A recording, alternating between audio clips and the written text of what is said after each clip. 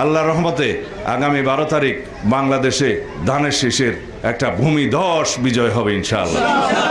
জনগণের ব্যাপক সমর্থনের মধ্য দিয়ে, জাতীয় ঐক্য সৃষ্টির মধ্য দিয়ে বাংলাদেশ জাতীয়তাবাদী দল বিএনপি এমন একটি সরকার ব্যবস্থা পরিচালনা করবে যে সরকারের মালিক হবে সকল জনগণ।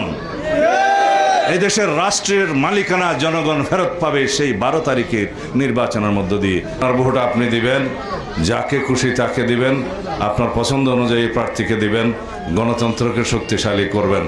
বাংলাদেশে যাতে আমাদেরকে কোনোদিন এই কথা শুনতে না হয় যে সুমনের মা জানলা খুলে সারা রাত অপেক্ষা করছে তার সন্তান কবে ফিরবে। কোনো মাকে যেন তার সন্তান হারানোর বেদনা অনুভব করতে না হয় ভবিষ্যতে। যারা গণতন্ত্রের দাবিতে সংগ্রাম করেছে তাদেরকে মর্যাদাবান করতে হবে। যারা ছাত্র গণ অভ্যুত্থানে 2 চোখের আলো হারিয়েছে, 1 চোখের আলো হারিয়েছে, তার সন্তানদের চোখের মধ্য দিয়ে যেন সেই অন্ধ মানুষ দেখতে পারে যে ভবিষ্যতের গণতন্ত্র শক্তিশালী হয়েছে। বাংলাদেশের মানুষের জন্য আমরা কি পরিকল্পনা করছি, আমাদের কি প্ল্যান আছে, সেটা আমাদের জানানো উচিত।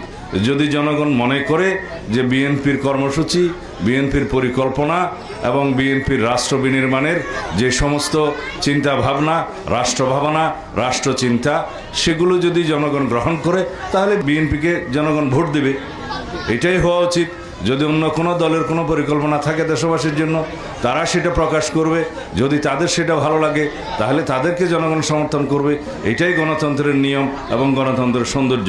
তা না বলে মরলে পরে জান্নাত পাবে এই কথা বলে বলে যদি কেউ ধোঁকাবাজি করে, আপনারা সাবধান থাকবেন।